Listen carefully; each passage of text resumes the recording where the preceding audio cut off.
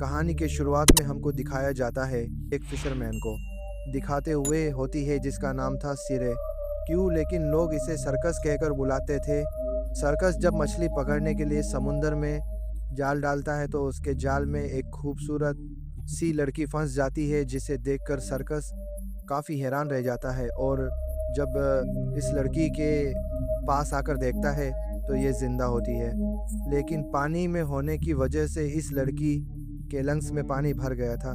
इसलिए सर्कस इसे होश में लाने की कोशिश करता है और फाइनली इस लड़की को होश आ जाता है। सर्कस इस लड़की से नाम और एड्रेस पूछता है, लेकिन ये लड़की कहती है कि मुझे कुछ भी याद नहीं है। इस लड़की की कंडीशन ठीक नहीं थी, इसीलिए सर्कस इसे हॉस्पिटल चलने के लिए कहता है, लेकिन ये लड़की मना कर देती है। और जब सर्कस ज़्यादा जिद करता है तो ये पानी में कूदने की कोशिश करने लगती है। ये देखकर सर्कस इसकी बात मानकर इसे हॉस्पिटल नहीं ले जाता। ये लड़की किसी से भी मिलना नहीं चाहती थी, इसीलिए सर्कस इसे अपनी माँ के घर ले जाने का फैसला करता है।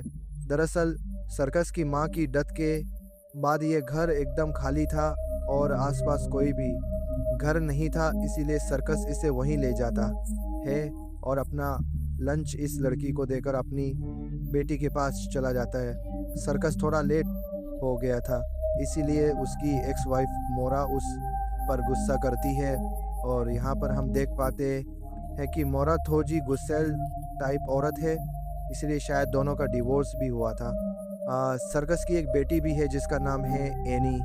तो सर्कस अपनी बेटी एनी को लेकर डॉक्टर के पास जाने लगता है। दरअसल एनी की किडनी खराब थी, इसे ट्रांसप्लांट की ज़रूरत थी, लेकिन अभी तक कोई डोनर नहीं मिला था और डोनर ना मिलने तक डायलिसिस करना पड़ता है। इसीलिए सर्कस आज नी को लेकर हॉस्पिटल जाता है, लेकिन लेट होने की वजह से डॉक्टर्स डायलिसिस करने से मना कर देते हैं, पर फिर राज़ी हो जाते हैं।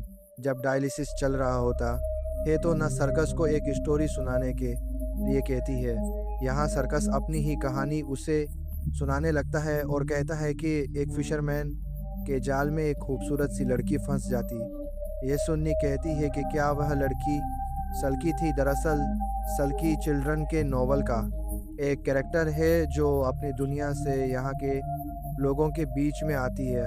अगर सल्की अपना कोट ज़मीन के नीचे दफन कर देती है तो वह 7 साल इस दुनिया में रह सकती है। एनी सल्की की पर बहुत यकीन करती थी, इसीलिए वह बड़े ही इंटरेस्ट के साथ सर्कस की कहानी सुनती है। लेकिन सर्कस की स्टोरी अधूरी थी, इसीलिए एनी को बिल्कुल भी अच्छा नहीं लगता है। आज नर्स एनी को एक मोटराइज्ड व्हील चेयर देती है, जिसे देखकर एनी बहुत खुश हो जाती है और सर्कस एनी को लेकर घर आ जाता है। लेकिन अब भी मोरा उसके साथ अच्छा बिहेव नहीं करती और यहाँ पर हमें पता चलता है कि मोरा ड्रिंक भी करती है। खैर, अगले दिन सर्कस उस लड़की से मिलने जाता है और यहाँ पर दोनों के बीच थोड़ी बहुत बातचीत होती है। कुछ देर के बाद सर्कस मछली पकड़ने के लिए जाने लगता है, जिस पर यह लड़की भी साथ चलने के लिए कहती है। सर्कस इसे बताता है कि वहाँ बहुत सारे लोग होंगे, इसलिए तुम नहीं जा सकती हो, लेकिन यह लड़की जिद करके सर्कस के साथ चली जाती है। सर्कस फिशिंग करते वक्त इससे पूछता है कि क्या तुम्हें अपना नाम याद आया। इस पर यह कहती है कि तुम मुझे ओनन पुकार सकते हो। ओनन को अपना पास याद था, लेकिन वह अपनी याददाश्त जाने का प्रिटेंड करती है कि जैसे उसकी याददाश्त चली गई है। ओनन जैसे ही गाना शुरू करती है वैसे ही सर्कस के जाल में बहुत ही अच्छी और बड़ी मछलियां हंसने लगती हैं और बैड लक गुड लक में बदल जाता है। ये देखकर सर्कस ओनन को हर बार साथ आने के लिए कहता है और साथ ही कुछ परसेंट शेयर करने की भी बात करता है। ओनन लोगों से नहीं मिलना चाहती थी। इस पर सर्कस कहता है कि तुम मुझसे भी तो मिलती हो ना। ओनन कहती है कि तुमसे मिलना मुझे अच्छा लगता है। यह जवाब सुनकर सर्कस को काफ़ी अच्छा लगता है और टाउन से बाहर निकलकर ओनन के लिए कुछ कपड़े खरीदने जाता है। सर्कस को ओनन का साइज़ पता नहीं था, इसलिए वह शॉप ओनर के साइज़ के ही कपड़े खरीद लेता है और कुछ पर्सनल कपड़े चोरी करके यहाँ से ले जाता है। इस इसके बाद सर्कस अपनी बेटी एनी से मिलने जाता है और यहाँ फिर से वो अधूरी कहानी सुनाने लगता है। सर्कस एनी को बताता है कि वो जो लड़की पानी से निकल कर आई थी उसके पास मैजिक था। वो गाना गाकर मछलियों को अपने पास बुला सकती थी। एनी कहती है कि वो सल्की पानी में रहकर ही एक दूसरे से कांटेक्ट करती है। कुछ टाइम एनी के साथ स्पेंड करने के बाद सर्कस घर आ जाता है और डीन के लिए लाए हुए कपड़े उसे दे देता है और पूछता है कि तुम यहाँ पर कब तक रहने वाली हो। डीन सर्कस के सवाल का जवाब देते हुए कहती है कि आप मुझे यहाँ कब तक रहने देंगे। ये सुनकर सर्कस कहता है कि मैं तुम्हें ज़िंदगी भर यहीं रखने के लिए रेडी हूँ। डीन को यह सुनकर बहुत अच्छा लगता है। इधर एनी अपनी फादर की बताई हुई स्टोरी को काफ़ी सीरियसली ले लेती है और इस स्टोरी को आगे और डिटेलिंग में जानने के लिए एक लाइब्रेरी चली जाती है और यहाँ स्टोरी के बारे में जानने लगती है। वहीं दूसरी तरफ हम सर्कस को देखते हैं जो कि आज चर्च में कन्फेशन करने के लिए आया था। सर्कस पहले काफ़ी अल्कोहल कंज्यूम करता था लेकिन 2 साल पहले इसने अल्कोहल छोड़ दी। सर्कस यहाँ की हुई चोरी के बारे में और के बारे में सब कुछ सच बता देता है। प्रीस्ट को भी डीन की बात सुनकर काफ़ी अजीब लगता है, इसलिए वह सर्कस को टाइम स्टोरी बताने के लिए कहता है। एक दिन एनी सर्कस के घर आ जाती है और स्विमिंग करती हुई ओनन से मिलती है। दरअसल एनी जानती थी कि सर्कस ज़रूर उससे कुछ छुपा रहा है, इसीलिए वह सच जानने के लिए यहाँ पे आ जाती है और ओनन से कहती कि क्या तुम अपनी मैजिकल पावर से मुझे ठीक कर सकती हो। मैं जानती हूँ कि तुम्हारे पास एक कोड भी है, अगर तुम उसे दफना दोगी तो तुम 7 साल और यहाँ पे रह सकती हो। डीन को समझ में नहीं आता कि आखिर एनी किस कोड की और कौन सी पावर की बात कर रही है। एनी बहुत ज़्यादा बातूनी थी, इसीलिए वह एंडीन को कुछ भी बोलने का मौका नहीं देती। इधर हम सर्कस को देखते हैं जो कि एनी की बताई हुई स्टोरी को जानने के लिए लाइब्रेरी आया था, क्योंकि कहीं ना कहीं सर्कस को शक था कि ओनन दूसरी दुनिया से आई है। एनी के क्लासमेट्स जब एनी की नई व्हीलचेयर देखते हैं तो उन्हें बहुत बुरा लगता है और ये लोग एनी का काफ़ी मजाक बनाते हैं। एक क्लासमेट तो एनी की व्हील चेयर पर ही बैठ जाती है और फिर उसे पानी में फेंक देती है, लेकिन एनी कुछ नहीं कहती क्योंकि एनी काफ़ी समझदार थी, इसलिए वह बिल्कुल शांत रहती है। इसके बाद हम सर्कस के टाउन में ही एक स्ट्रेंजर को दिखाया जाता है जो कि डीन की तलाश में आया था। अगले दिन सर्कस ओनन को फिर से अपने साथ मछली पकड़ने के लिए ले जाता है और यहाँ ओनन शिप चलाना भी सीखे और दोनों एक दूसरे की कंपनी को काफ़ी एंजॉय करते हैं। और फिर ओनन गाना गाना शुरू करती है और सर्कस के जाल में बहुत सारी मछलियाँ फंस जाती हैं। जो मछलियाँ नॉर्मल नेट में नहीं आ सकती वो भी आ चुकी थी।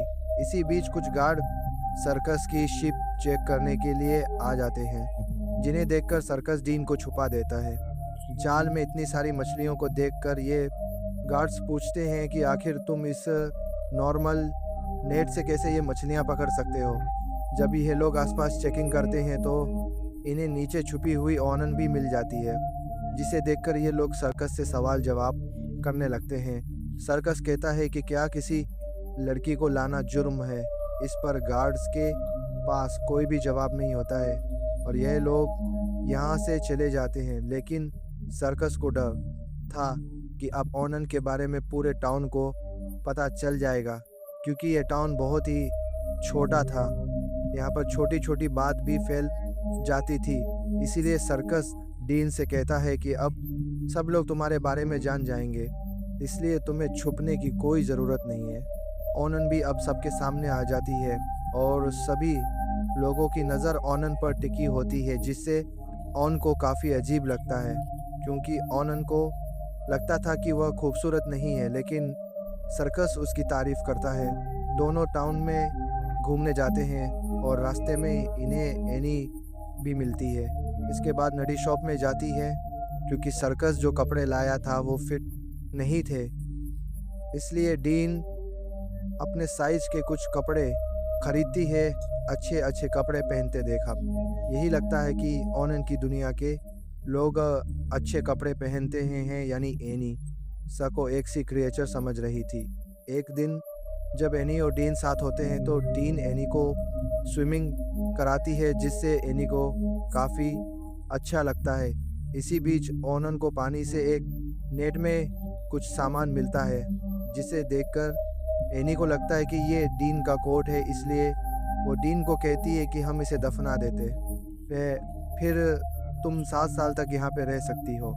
ओनन भी इसे दफना देती है और फिर एनी ओनन से उसके हस्बैंड के बारे में पूछती है और हमें पता चलता है कि वह स्ट्रेंजर ओनन का हस्बैंड है। एक दिन टाउन में छोटा सा फंक्शन होता है जिसमें ओनन का हस्बैंड भी था। एनी ओनन की पावर देखना चाहती थी, इसलिए वह पानी में कूद जाती है और डीन इसे जल्दी से पानी में कूद कर बचा लेती है और यहाँ डीन को उसका हस्बैंड भी देख लेता है। सर्कस जब एनी को घर लाता है तो मोरा इसके ऊपर काफ़ी गुस्सा करती है, क्योंकि उसे लग रहा था कि सर्कस डीन की वजह से एनी पर ध्यान नहीं दे रहा है। अब डीन और सर्कस घर आ जाते हैं और ओनन सर्कस से पूछती है कि तुम्हारा नाम सिरक्यूज है, तो फिर तुम्हें लोग सर्कस क्यों कहते हैं। इस पर सर्कस कहता है कि पहले मैं सर्कस में काम करता था इसलिए, लेकिन फिर मैंने सर्कस में काम करना बंद कर दिया और साथ में ड्रिंक करना भी छोड़ दिया। ओनन के पूछने पर सर्कस स्टोरी बताता है कि एक दिन मोरा और मैं काफ़ी ड्रंक थे, जबकि एनी ज़मीन पर बेहोश पड़ी रही थी, इसलिए मैंने एनी का ध्यान रखने के लिए शराब छोड़ दी और मैं एक फिशरमैन हूँ, इसलिए मुझे एनी की कस्टडी भी नहीं मिली। दोनों यहाँ पर इमोशनल हो जाते हैं और दोनों इंटीमेट भी होते हैं। ओनन और अपने रिश्ते के बारे में सर्कस सब कुछ प्रिस को भी बताता रहता है। इधर ओनन का हस्बैंड ओनन के बारे में जानने के लिए सर्कस के पास आता है, लेकिन सर्कस उसे कुछ नहीं बताता, इसलिए वो डायरेक्ट घर आ जाता है। इसे देखकर एनी घर के पिछले रास्ते से भाग जाती है। सर्कस डीन को ढूंढता हुआ उसके पास आ जाता है और डीन कहती है कि काश मैं एनी की बीमारी ठीक कर पाती।